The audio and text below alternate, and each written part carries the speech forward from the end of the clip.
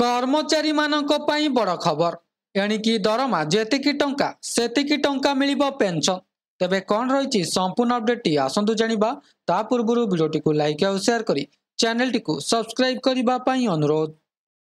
राज्य सरकार राज्य कर्मचारी एवं पेंशन भोगी को एक बड़ उपहार देइछंती। अर्थ विभाग द्वारा जारी कर जाइतिबा नुआ आदेश अनुଯାयी एबे 80 वर्ष किंबा ताठारु अधिक बयसर पेंशन भोगी पेंशन वृद्धि करा जिवो। विशेष कथा हेउची 100 वर्ष बयस पूर्ण हेबा परे अवसर प्राप्त कर्मचारी मानकु सेमानक दरमा भली समान पेंशन मिलिबो। तेबे सरकारक बड़ निष्पत्ति पेंशन रे हेबो वृद्धि। मध्य प्रदेश सरकार एहार कर्मचारी एवं अधिकारी पई एक नुआ पेंशन नीति जारी करिसंती। एही नीति अनुଯାयी 80 वर्ष बयस पूर्ण करुथिबा पेंशन भोगी माने सेमानकर पेंशन परिमाण रे 20% वृद्धि पाइबे। बयस बढ़िबा सहित एही वृद्धि मध्य अधिक हेबो। उदाहरण स्वरूप 85 वर्ष बयस रे पेंशन भोगी तांको दरमार 30% पाइबे। 90 वर्ष बयस रे 40%, 95 वर्ष बयस रे 50% एवं 100 वर्ष बयस रे पेंशन भोगी तांको दरमा सहित समान पेंशन पाइबे।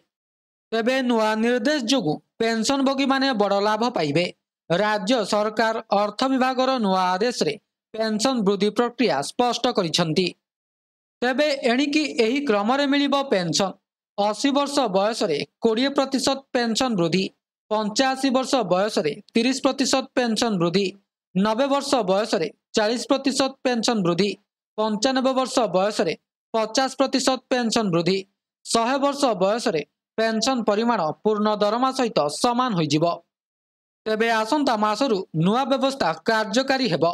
नुआ आदेश अनुଯାयी पेंशन भोगी जो मासरु 80, 85, 90, 95 किंबा 100 वर्ष बयस पूर्ण करिवे सही मासरु तांकु वर्धित पेंशन रो लाभ मिलिबो। पेंशन वृद्धि पई पूर्वरु एक व्यवस्था थिला, किंतु एहा केबे कार्यकारी हेबो ताहा स्पष्ट नथिला।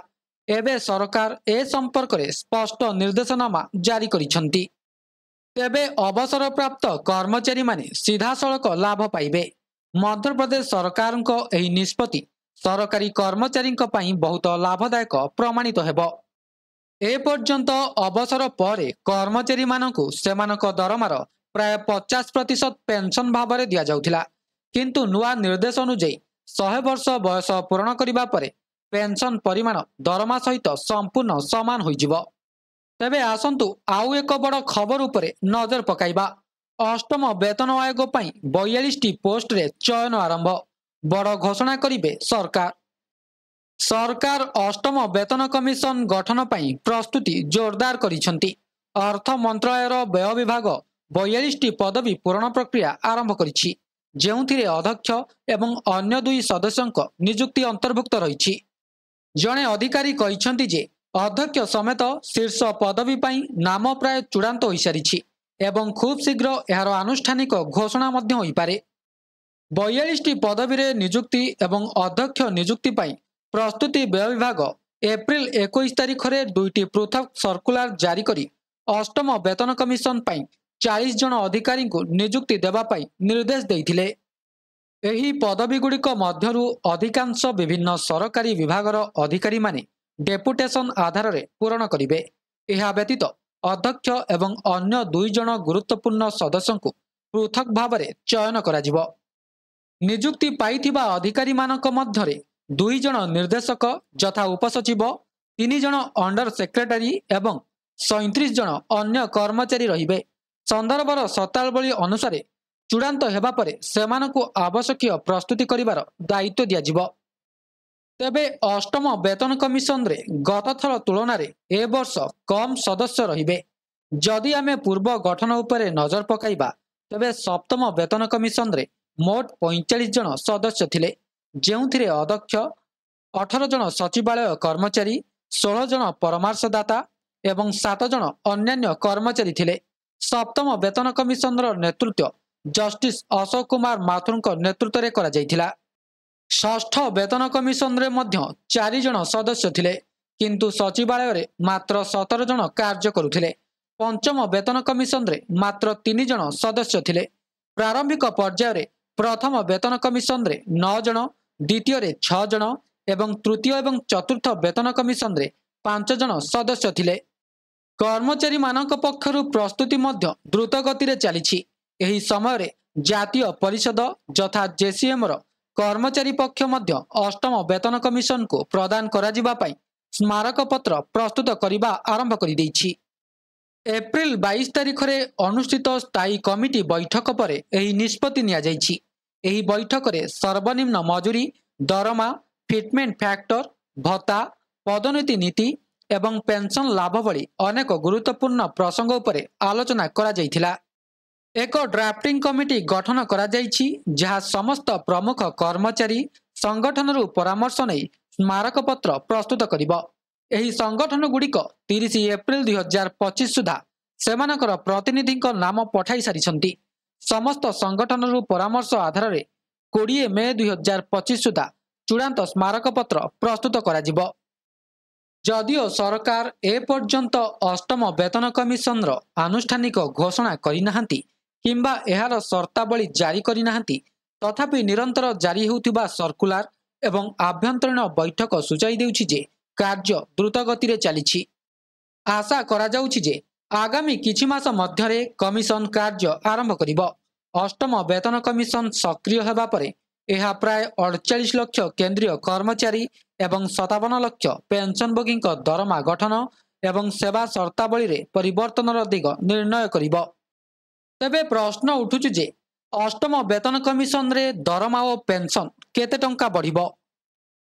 अष्टम वेतन आयोग लागू हेबा परे केंद्र सरकारी कर्मचारी दरमा केते वृद्धि पाइबो से नहीं अनेक आलोचना हेउछि।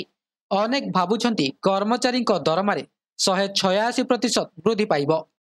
186% अर्थ हेउछि जहार दरमा वर्तमान 50,000 टंका सेमाने पाखापाखि 1,50,000 टंका को वृद्धि पाइबो। किंतु प्रकृत रे केंद्रीय कर्मचारी दरमा केते प्रतिशत वृद्धि पाइबो ताहा फिटमेंट फैक्टर आधार रे ही वृद्धि पाइबो। किंतु किछि सांप्रतिक रिपोर्ट मध्य आसीछि जेउथिरे कुहा जाइछि जे दरमा वृद्धि केवल 10 रु 30% हेबो, एहाठारु अधिक नुहे। एहार अर्थ हेउछि जे 50,000 टंका वेतन पाउछंती तांकर सर्वाधिक दरमा 60 रु 65,000 टंका मध्य रे ही रहिबो। केंद्र सरकार अष्टम वेतन आयोग लागू हेबा नै सरकार घोषणा करिछंती, जहा चलित वर्ष शेष सुधा एहार रिपोर्ट उपस्थापन करिबो। एहा सहित केंद्र सरकारी कर्मचारी दरमा वृद्धि नै अनेक कल्पना जल्पना करा जाउछि।